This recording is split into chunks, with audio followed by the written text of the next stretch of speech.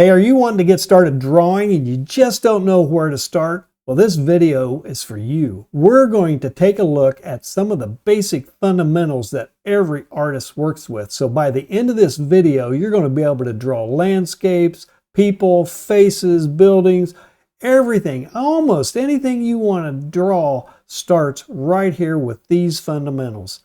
Let's get started.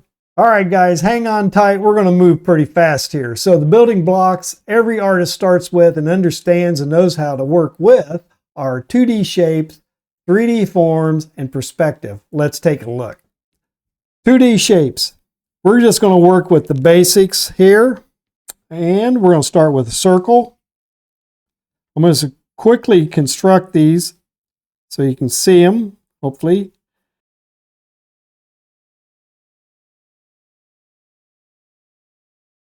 It's not a perfect circle, doesn't have to be a perfect circle.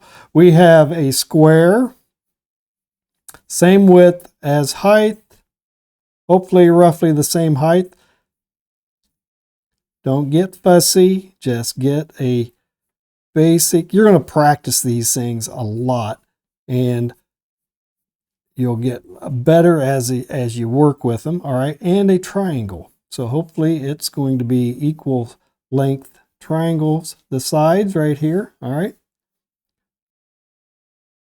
We have the ellipse, which is essentially our first thing in perspective is a circle in perspective. It's tipped back into space, right? We have width, we have height, width and height, but we have no depth. But now we're starting to get some depth in here, all right? Just by simply thinking of that elliptical shape as a circle in perspective, and this would be like a 1-point perspective. All right, we have also with the square, we have its cousin, which is a rectangle. All right, one side, or the sides are longer than the other sides. Okay, so we got a rectangle. We also, if you want to, draw a couple crosshairs. Find the center point, hopefully get about the same length on each top and bottom from the center point, connect those points together, and you're going to get a diamond. So it's essentially a square rotated. Okay, we got the diamond shape, and then we have a trapezoid shape, which is just like the ellipse. It's the square tipped back into space, so the top edge is shorter than the bottom edge. And the sides tip to a vanishing point somewhere right up in here, right there. All right, so that is essentially our first lesson. And actually, you can get an accurate ellipse in perspective by using a trapezoid and just drawing that ellipse inside the trapezoid to get a proper thickness, depending upon its distance away from the horizon line, the eye line, all right? Now we're going to get started doing some 3D forms. So let's get our circle going here again, and I'm just going to start working with tone. That's the only way you're going to get a circle to start reading in 3 dimensions.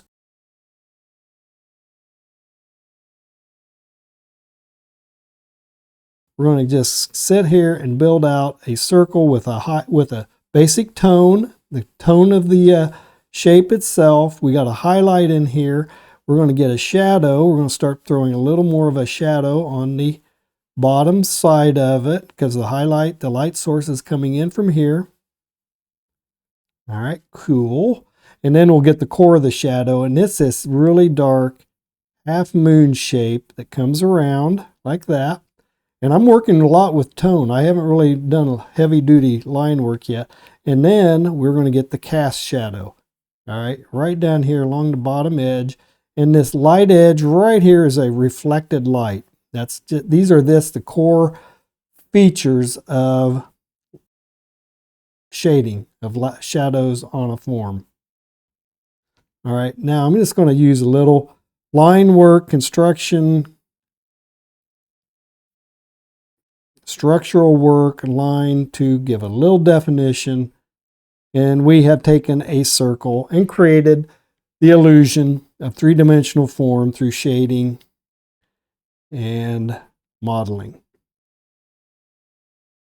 And you have to practice that as well as often as you can until it becomes second nature. And that's the reflected light. This is the core of the shadow. We have the tone of the object itself, the shade, and then the highlight right at the top. All right. Another way of doing it is by thinking of the circle. Again, split it in half. That is an ellipse looking straight on. Any circle, if you tipped it back and you were looking at it from its edge, all you're going to see is a line, right? Like that. So we're perfectly looking at the ball at its center and at the vertical center and the horizontal center, the eye line right there. As soon as you move left or right, you're going to get ellipses in there, all right? And I'm just going to throw a few in here. All right, so we're going to make this ellipse. This is a cross contour mark that's following the surface of this ball. And I'm going to use the front edge of those ellipses that I drew to give us that indication of form using line, cross contour line, to create three-dimensional form, right like that. So tone or line, cross contour line is going to be that. So the closer you get to the center line, the straighter that thing will be. This now looks like we're looking down and to the right because of that. This, you can't really tell. It just looks like a ball lit, right? Now, if I put a stripe on it, we could do the same thing. All right.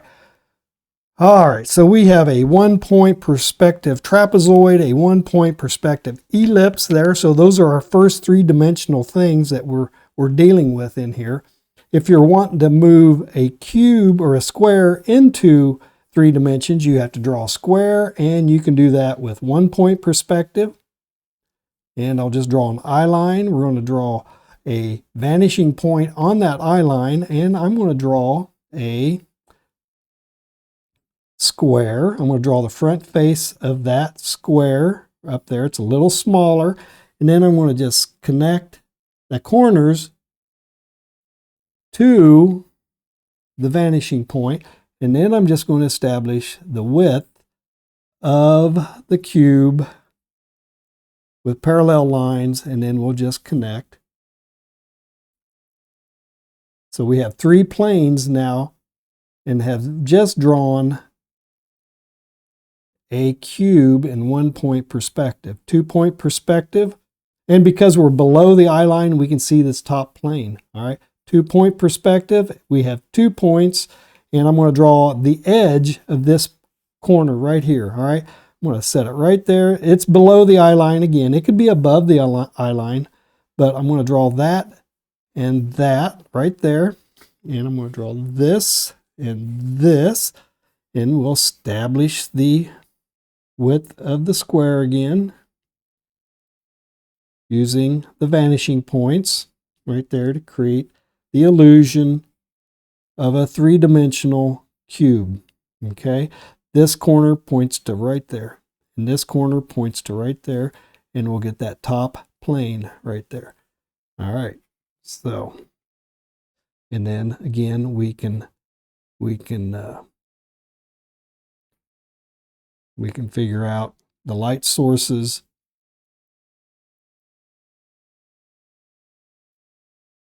Right, like that. All right, there we go. So the circle, all right, the ellipse, this cube, this square here, not only, if we were to spin it, it not only makes a cube, but it'll make a cylinder. So let's just get that cylinder, because we're going to see the top edge of this cylinder. That means it's below an eye line. And then we'll just pop in the arc. This takes a lot of practice to just eyeball it. You can actually build the correct trapezoid for the correct shape for these ellipses. But because this is a tall cylinder, the further away that cylinder is from the eye line, the more arc the bottom edge will have than the top edge. And you don't want pointy corners there. You want nice rounded transitions from the top arc, which should be the same arc in reverse than the bottom arc right there. All right. And then you can just simply come in, add in your modeling, and you start developing form for that square that's been, or that rectangle that's been spun into a cylinder. All right. Same drill with the pyramid or the triangle. We're going to get a cone. We're going to create a ellipse, find the center point, give it some height, connect the corners of that ellipse right there like that, and we get a cone. Again, don't do pointy connectors to that edge right there. It's a nice transition, curves into the side of that cone. And again, you can then simply come in and, now if you notice, I'm treating the shading and the modeling like it's a pendulum as it swings across that cone. All right, there we go. There we go. And then we can come in here and ground it. So this triangle can be a cone, or it can be, we'll take that, we'll draw a square in 2-point perspective right there, roughly. We'll find the center point of it right there, give it some height, and we'll connect the corners. Right there and right there. So we have now taken that triangle and we have created a pyramid shape. Okay, and then again, just simply, with lighting, it's always about lighting looks different whenever there's a plane change, all right? Each plane is going to have its own value. Now, if you ever have two planes that are the same value, there's no edge. That's called a lost edge, and it's kind of a neat effect to do, especially if you're into watercolor. You're going to lose edges all the time. So we have cones, pyramids, cubes, 1-point perspective cube, 2-point perspective cube. We do have a 3-point in here. Let me do one real quick. 3-point perspective. So we got left and right vanishing points right here. And we're going to have a height right here. So, and think of these vanishing points, whether they're on the horizon line or up in the air like that. Think of them as pendulums. They swing back and forth. Right? This is the string, and that string is going to indicate where we draw our lines. So we can keep this shape. We're going to keep the first edge right beneath the vanishing point. It could be left or right of it. Either way, it's going to be pointing to that. But in this case, I'm going to keep it right there on it. All right, so there's the first edge of our tall building. It's going to point this direction, and this corner is going to point this direction like that. We just have to establish how thin or thick this object is. So we're going to draw that pendulum. We're going to draw this pendulum here, and we're going to establish right there. And we're going to say that's the height of it. And now we're going to point it this direction, and we're going to point it this direction, because that's going to give us the angle of the top edge right here. If I could just get it right, there it is right there. And we'll bring it out. So the base is wider than the top because everything's pointing to a vanishing point right here. So that's 3-point. That's 3-point. This is 2-point, and this is 1-point. All right. Cubes, cylinders, cones, pyramids, spheres, all sorts of ways of defining forms. And that's really what it's all about, is understanding perspective, being able to build these forms, because as soon as you aren't building the forms correctly, especially those using 2-point, 1-point, 3-point perspective, people's eyes will recognize the problem immediately. They'll say, something's not quite right there. So definitely understand your perspective. Be able to build these forms in any position based upon that horizon line, that eye line, so that you know that everything is functioning correctly by the rules of perspective, so that it's not looking too wonky. So, all right, so to recap, 2D shapes, we have a circle, a square, a triangle. We have rectangles, we have ellipses that we were working with. And then to convert those into three-dimensional forms can be as simple as simply thinking of another shape like a trapezoid. That would be like a square in perspective, 1-point perspective. Same with an ellipse. It's just simply a circle tipped back, but you're still working with those notions of 1-point, 2-point, 3-point perspective to get those forms correctly. Use your modeling, use your mark making, do sketches. Sketch, sketch, sketch, and practice. The more you draw these basic, simple shapes and forms, the more it's going to make sense when you start applying it to observed objects and subject matter out there. So you've got to get this under your belt. Do these things constantly until you can do them in your sleep. You're having nightmares about them in your sleep. So do that, and you're going to be well on your way to making those faces, those figures, that landscape, and the architecture. Get this under your belt first, and you're going to be golden. Hey, I hope this little tutorial was helpful, and if it was, please give me a like and a subscribe. Share this out to anybody you know who would be interested in getting started drawing or painting with watercolor. You got to start with the fundamentals. Get them here and get them into this and start practicing. If you think I'm doing anything on this channel that's worthy of your support, head over to my Patreon channel. Give me a $5 a month membership. That helps me out immensely, keeps me going and doing these tutorials for everybody to learn from.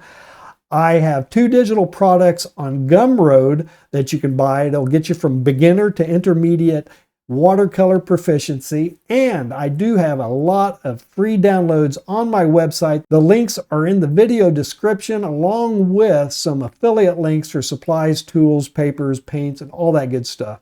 Get out there, click on that. You go over there, buy it at Amazon. I'll get a small commission. That helps the channel out as well. Thanks for watching. You guys are the best. I hope this is helping. Drop me a comment and let me know if it is. I do appreciate it. And thanks for watching. See you in the next video.